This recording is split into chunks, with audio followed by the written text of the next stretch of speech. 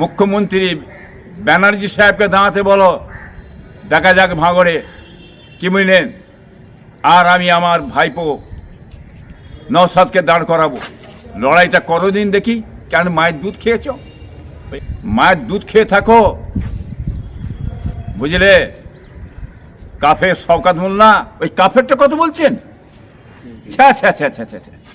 হ্যাঁ, তো কুত্তা জানেন তো, জাহান্নামের কুত্তা সবাই জানেন না। তারা ক্যানিং পূর্বে এবং তেনাকেই এসে দাঁড়াতে হবে। মূর্খ কথা কেন বলছেন? ও তো কাফের। হ্যাঁ, ওই কাফেরটা কত বলছেন? হ্যাঁ, তো কুত্তা জানেন তো, জাহান্নামের কুত্তা সবাই জানেন না। আজকে রাস্তায় ঘুরে বেড়াচ্ছে, লজ্জা করে না?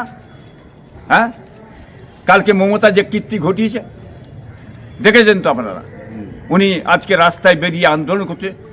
ওর গায়ে চামড়া আছে, মানুষের চামড়া থেকে বেরোয়।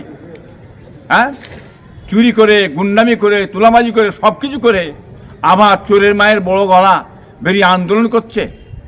এটা ওর মুখে শোভা পায়? হ্যাঁ, একটু লজ্জা থাকা দরকার।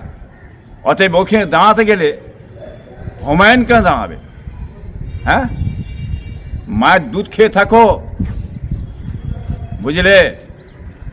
কাফের শওকত মোল্লা, তোমার মহামান্য নাকি মুখ্যমন্ত্রী ব্যানার্জি সাহেবকে দাঁড়াতে বলো, দেখা যাক ভাঙড়ে কি বুঝলেন। আর আমি আমার ভাইপো নওশাদকে দাঁড় করাবো। দেরি আছো, লড়াইটা করো দিন দেখি। কেন মায়ের দুধ খেয়েছ? ওই আগড়ুম বাগড়ুম কথাবার্তারা বলে কি হবে? একবার বলছে নওশাদ দাঁড়াক, একবার বলছে আব্বাস দাঁড়াক, একবার বলছে ওই ভাই আরেক ভাই দাঁড়াক।